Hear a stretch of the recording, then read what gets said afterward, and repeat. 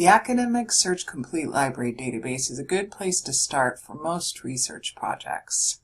From the library homepage, go to Articles and Databases, and from there you'll see our list of library databases. We're going to go to Academic Search Complete under A, and then from here we can go ahead and enter our terms in the search box. I'm going to search the keyword voting.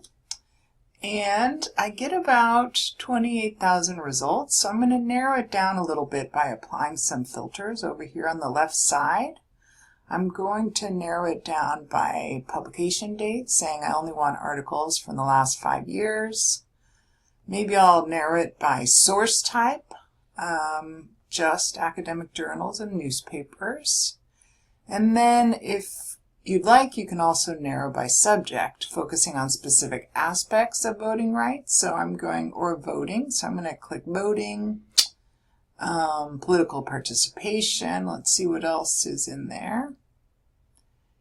And let's say voter turnout, and I'm going to apply all of those filters. That narrows it down to about 1,200 results, and now I'm going to start to scroll through and pick a source that looks interesting. Let's take a look at this one. Should we increase young people's voting power? This overview page has a description of the article, a short paragraph called the abstract.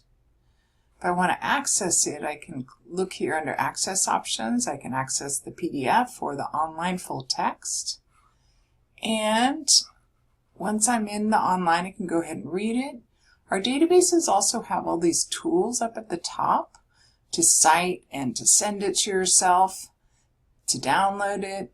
This one also has a translation option and an audio option if you want to listen to this article.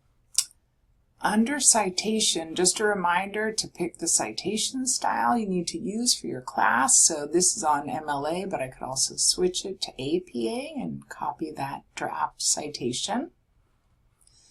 And if you have questions at any point, come see us in the library or contact us online.